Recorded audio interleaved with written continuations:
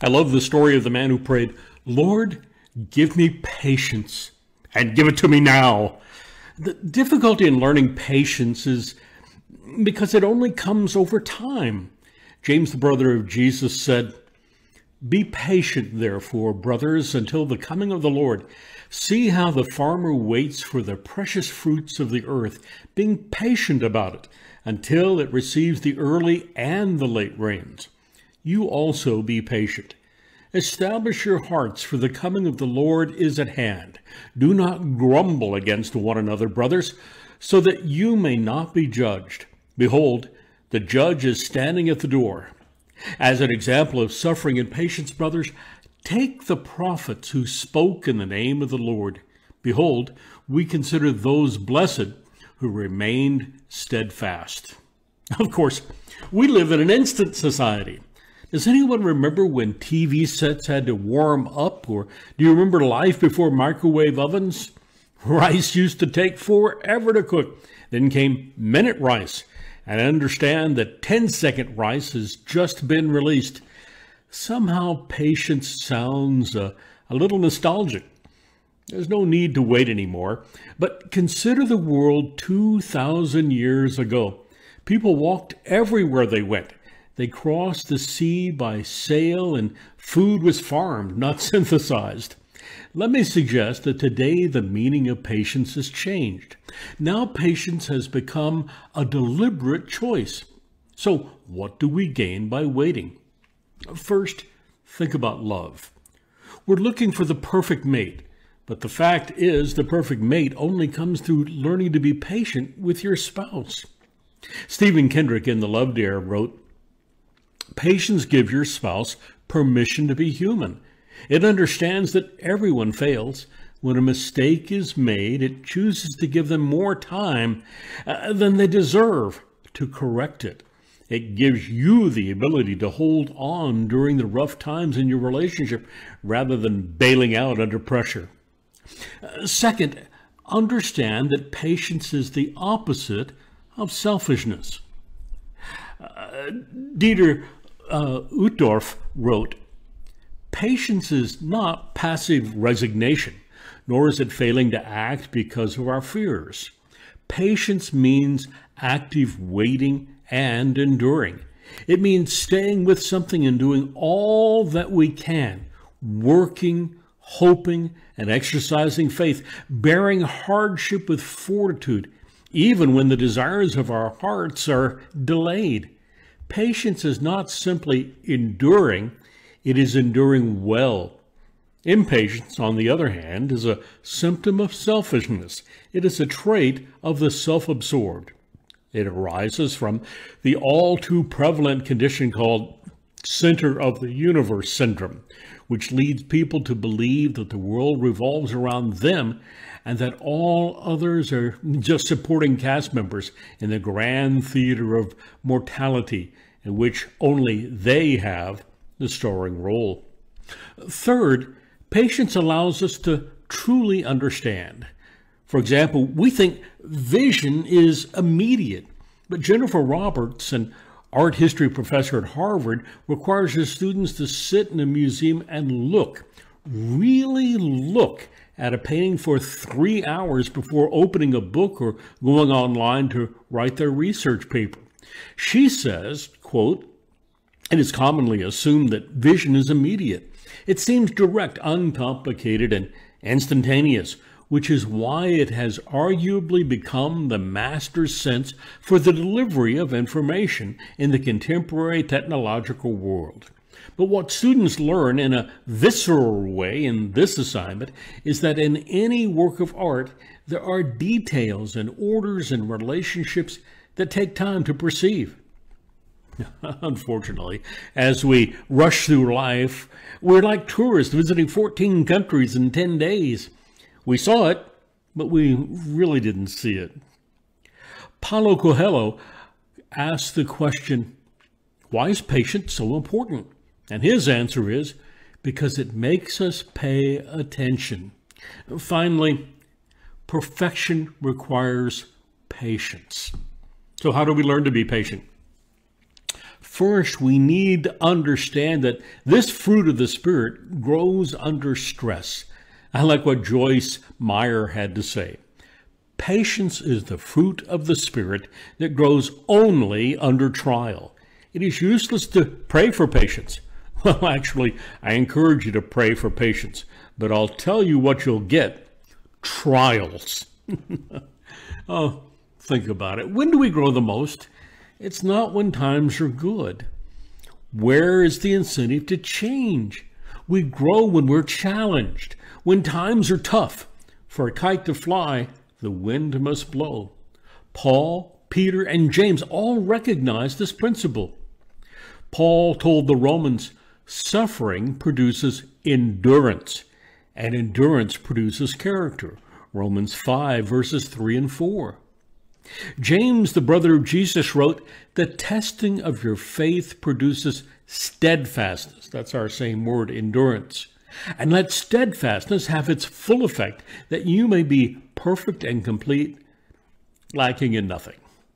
In fact, Jesus goes so far to say, by your endurance you will be saved. Luke chapter 21, verse 19. Second, becoming a patient person doesn't just happen. We don't decide to be patient and it happens the next day. Patience is perfected by practice. It is intentional. Here's some exercises. Try standing in the longest line at the checkout counter. Try reading a book instead of watching the movie. How about this? Try cooking. Really cooking a meal instead of just reheating it or thawing it out or popping it in the microwave. How about try walking instead of driving? And last, I love the idea of a techno-Sabbath. A techno-Sabbath means taking an entire day where we unplug. Anything with buttons or batteries is taboo, and we actually just experience life. A third way to learn patience is by making a conscientious effort to live in the now. So much of our impatience comes from worry about things that may or may not happen in the future. Fourth, understand that true patience is peace, and peace comes from a quiet confidence in God. As we begin practicing patience, some interesting changes take place in our lives. First, let's look at the dictionary definition of patience. Quote, the capacity to accept or tolerate delay, difficulty, or annoyance without getting angry or upset.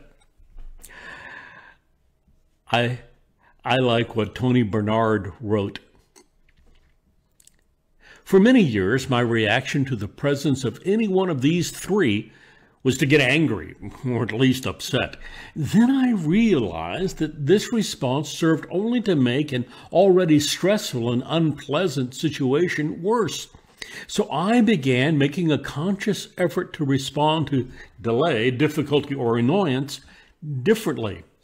Sometimes the best I could do was tolerate their presence, but I kept at it, and with practice I became better able to accept them open-heartedly as an inevitable part of life. When I could do this, tolerate and sometimes even accept delay, difficulty, or annoyance, I noticed two things. First, being patient is a way of treating myself with compassion.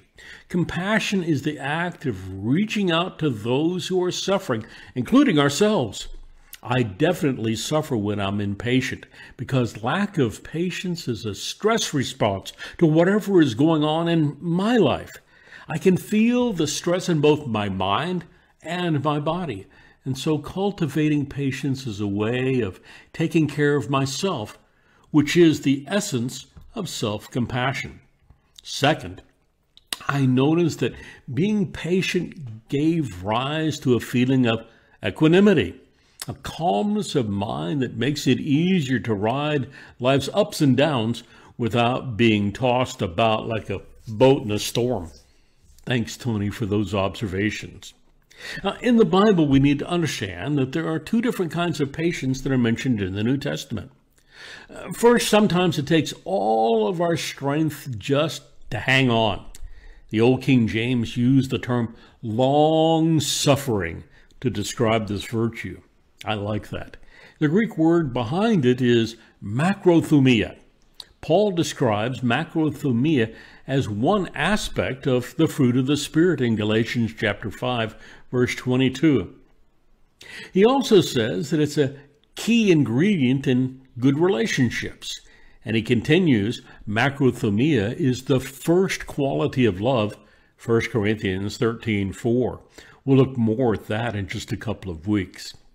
James, the brother of Jesus, reminds us to imitate the patience of the prophets. James chapter 5, verse 10. And above all, the Apostle Peter tells us patience is a divine virtue. 1 Peter chapter 3, verse 20, quote, God's patience waited in the days of Noah. In 2 Peter 3:15, he says, count the patience of our Lord as salvation. Patience is a divine virtue that we need to emulate. But there's another word, perhaps a more noble word, which describes the Christian life. We don't just hang on. Christians thrive in adversity. Look again at James chapter 5, verse 10, where the brother of Jesus reminds us of the patience of the prophets. But then read the next verse. Job endured his trials. He grew through them. Unfortunately, Paul reminds us that endurance only comes through the forge of trials. Romans 5, verse 4, and James 1, verse 3. Perhaps the difference between the two virtues is illustrated in the high mountains of Colorado. There, thin, colorful lichen cling to the rocks. In the summer, the unfiltered sun beats down on them, and in the winter, they're buried beneath ice. Still, they hang on. They endure. But often beside the thin yellow lichen, if you get down on your hands and knees, you will find the mountain forget-me-not, a tiny wildflower as brilliant as anything in anyone's garden. The mountain forget-me-not has a yellow center, as brilliant as the sun itself, and the bright heart of the flower is surrounded by deep, iridescent purple petals. 9 months out of the year, the mountain forget-me-not lies buried under the snow and ice. For the other 3 months, the sun beats down relentlessly through the thin atmosphere of the high mountains. But this tiny flower doesn't just cling to the rocks like its distant cousin, the lichen. It thrives in the face of adversity with a brilliance that takes your breath away. That is hupomone, a prized virtue not easily earned. We all experience tough times. People may disappoint us, circumstances may conspire to ruin us, relations sometimes fail despite our best efforts. But what counts for the Christian is how we deal with those tough times. Sometimes we can only hang on. But for those climbing the spiritual staircase, tough times are an opportunity to thrive and grow and follow in the footsteps of Jesus. Okay, let's take a minute and recollect. Let's look at the stairway to love that we've been talking about in this series. Let's go back and review the steps of the stairway. It all begins with the first step, faith. What is it that we believe? That becomes the foundation that allows us to act, which is the second virtue, excellence, what we do. Third, the next step is discernment or knowledge, which teaches us to make wise choices. And as we talked about last week, we step up to self-control, which provides us with the discipline that we need to endure. And today we've talked about patience, endurance, which creates an environment of peace that nurtures our growth. Let's keep climbing. God bless.